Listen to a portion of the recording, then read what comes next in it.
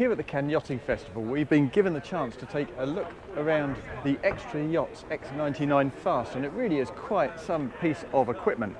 Now, as the name suggests, performance is key, but as you'll see as we walk around, that has not been done at the expense of luxury. Now let's step onto this aft platform. This in itself is quite a piece of equipment. And if I step down, you get a better perspective on that.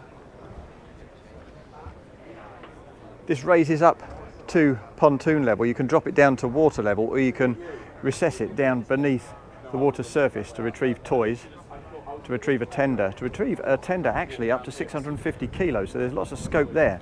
And when you want to retract it, you simply fold in these little leaves on the swim platform.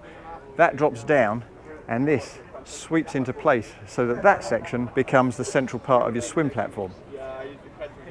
Let's make our way up into the cockpit. There's a big central sunbed here with angled headrests. And as we go up, this is what I'm talking about. This is natural teak, and that's 12mm.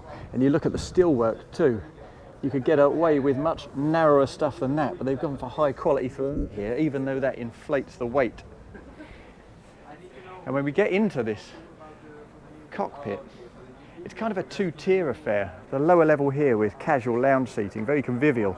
And then up here, a couple of steps, we have a dining section for 10 with a lovely galley directly behind that. So if you're cooking for yourself, you can stand there and feel properly integrated with the people out here. In the centre here is a TV. Now that lifts out and it can face after, it can spin round and face forward. So you can watch that from either of these two sections. But if I come back here to where the galley begins and look aft, you'll see it's a huge space. It actually encompasses the best part of half the length of this boat and covers around about 86 square metres. So it's a massive party venue. And to help with that, we've got plenty of speakers, subwoofers, speakers all the way up and down this deck head up above. So it really is a proper no-holds-barred party venue, and that's what it's supposed to be. Now if we head up to the bow space along the starboard side, you'll see how they've achieved that. But first, of course, it's worth noting that on both sides you could drop down these bulwarks to expand the space. Up we go. As we move forward, it's very secure, very safe. And these come up to shoulder level before you take that step. And even once you're up there, they still remain above hip level. Here on the starboard side, as we make our way forward, we've got a remote helm station. There were 4 helm stations on this boat. We've got the main helm station on the lower deck here, or the main deck I should say, and up top on the fly we've got another helm station, of course. Then we've got one of these to starboard equipped with the thruster and the joystick, and another one in exactly the same position on the port side. Now you might ask, quite rightly, why not anything on the aft deck? But of course a boat of this length is driven differently. A helm station on the aft deck is pretty much for smaller boats, for people who have to helm single-handed. Here you would tend to helm with 3, so you'd have a man on the aft deck, you'd stand here at your joystick, and you'd have another man on the forward deck, and you'd be guided by them. So it's a multi-person operation, this. So they work well. Up in the bow though, this is what I'm talking about. It's, for a boat of this length, extremely compact. All we have is a little island sunbed for 3 or 4 people, I would say. And on this particular model, which is a charter boat, we've got a couple of Yamaha Wave Runner jet skis and a crane to deploy those. Now let's make our way back aft. There's the port helm station, and step inside the saloon. In fact, we won't do that because al fresco spaces are such an important part of this boat. We'll head back round where we came from and we'll head up to the Flybridge.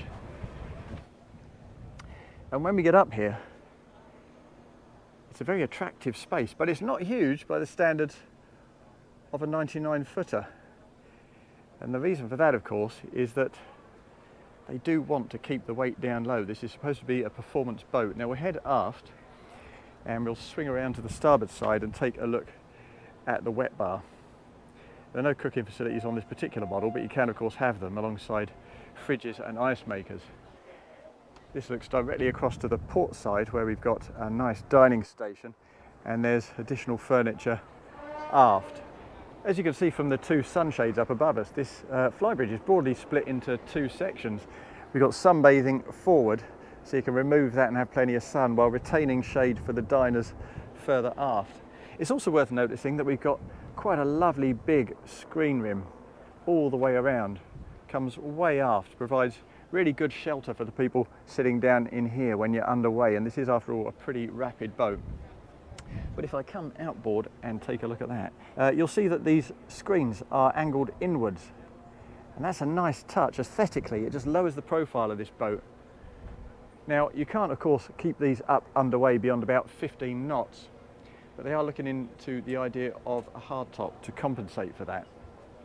Now let's head back down to that huge aft cockpit, because I think we have a little diagram there of the general layout of this boat, or at least an artistic impression of it from the side, so we can see what we're talking about when we talk about the distribution of deck space.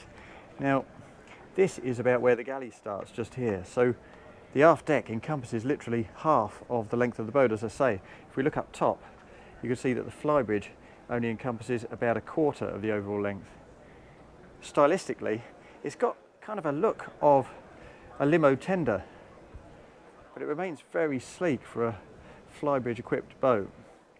Now let's spin around, take a look at the galley itself.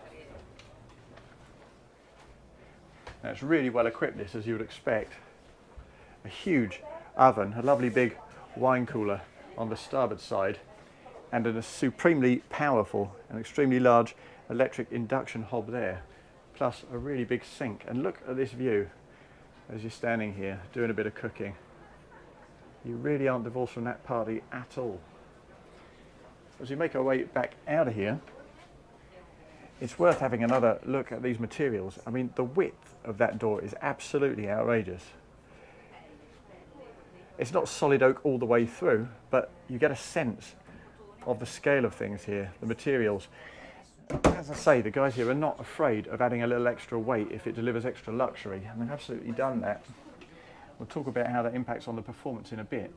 As we step forward, we find ourselves in a nice big saloon with huge windows on both sides. They sort of plunge a little aft, uprating your views. There are options here, of course, as you would expect. But as we make our way forward, you'll see there's a bar on the port side. Now that's interesting, because the American market does love a bar, but it actually serves quite a useful practical function too, because as you look forward from this port companionway, it kind of delineates the guest spaces from the crew areas. Beyond this point, this is essentially where the crew will go. So we've got a two-man helm there. We've got some very sophisticated systems to control the entire boat. There's plenty of redundancy in every system too, so that a boat like this, if used for charter, doesn't have to stop mid-season. And we've got these control panels up on the helm. We've got them in the engine room. We've also got them down in the crew quarters, which is where we'll pop excuse me, which is where we'll pop right now. Now the crew are housed down here in the forward part of the hull. In the initial designs, this around here would have been a settee, but as I say, this is a charter boat, so they've gone for a fifth cabin in here.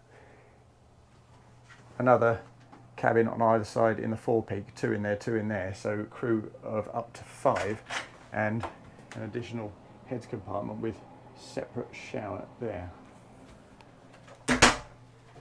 All of which leaves us in a position to head down below and take a look at the guest cabins, which are accessed back here behind the saloon. Before we pop down there, actually, we'll just have a quick look at the day heads.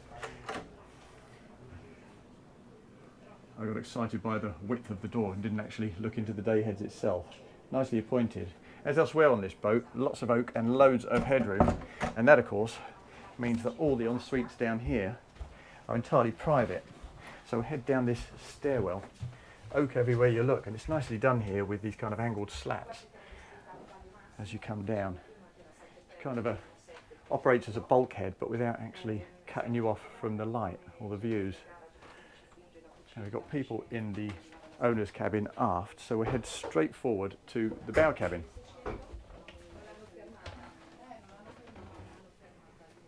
And there we have it. It's a full beam cabin. Big windows, attractive details. If we look across to the starboard side, you'll see that we have a dressing table just down in here. Plenty of storage. And the ensuite is pretty accommodating too. Decent size of shower, but of course this is not the owner's cabin. That is where you'd expect it, full beam further aft, but it's interesting to see that the door here, though made of glass, is not transparent. So when you shut that off, you also shut off the light that comes in from the starboard side. So I'm slightly surprised by that. Nonetheless, let's continue our little tour. We'll head aft, and we have basically symmetrical cabins, one on the starboard side here and one on the port side. Big single beds, loads of headroom, loads of light, and a bed that drops down from the bulkhead there, so you can actually sleep 3 people in here.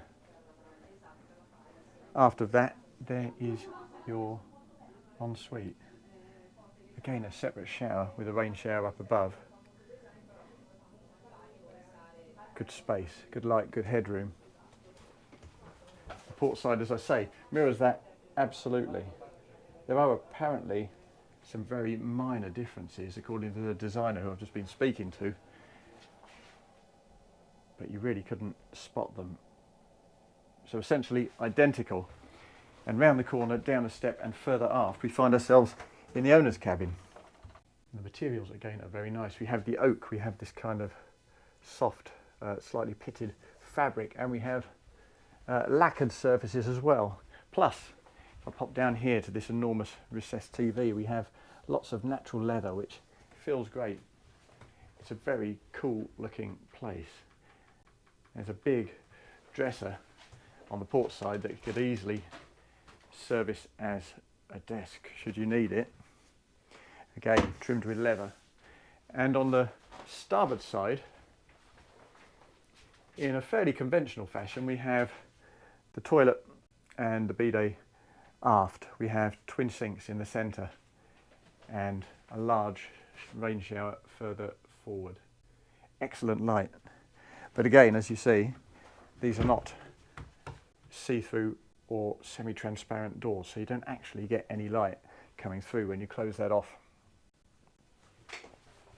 Now, I appreciate that this is very much a high-end luxury boat, so the only people who are likely to make their way down into the engine room are going to be crew. But that's a particularly interesting area of the boat, so we'll head aft right now and climb down on the port side here to see what it's all about. Thank you very much. There we are. Now when we get down here, you'll see that what we have is a pair of 2,600 horsepower MTU diesels, and they're hooked up to jet drives. And the reason for that is that they want a shallow draft. And actually the draft on this boat is just 1.7 metres, and that's perfect for navigating in the Bahamas. Now there's also talk that they're investigating the idea of triple MAN 2000s. They reckon there's sufficient space in here, and although the triple rig would be the same weight as this twin rig, it would actually add 800 horsepower. So while we're seeing about 37 knots from these engines, they believe they can push this right on to 45 knots, which is something that's been widely requested from their customer base. So that's quite extraordinary for a boat of this scale. And let's spin around and head forward a touch, because there's a hatch of particular interest here too. So open that up. And this is our tender garage. This here is a Williams Jet Tender 435, so it's a really good size. And you'll see that the deck level slopes slightly away, so you can deploy this tender through the starboard side of the hull there. Very easy operation. If we close that up and spin around, again, here's another one of those ship's control systems. As I say, this is a company that's accustomed to dealing with 50 or 60 metre super yachts, so it feels very much like a little ship, right down to the pipework. Look at this, no plastic here just because you could. These are just the scuppers for the deck, but even they are heavy duty metal. So this really is very much a boat, even though it's under 100 foot, that feels like a mini ship, and that's in evidence all over this thing. This then is a seriously interesting boat. Well, yeah, the bow space is almost comically small, and the Flybridge is pretty compact too, but it delivers that massive aft deck alongside all sorts of luxury, and yet it still provides outrageous performance. So if you want to enjoy the super yacht experience on a sub 100 foot platform that also, in principle at least, is able to achieve 45 knots, then you need to take a look at this boat.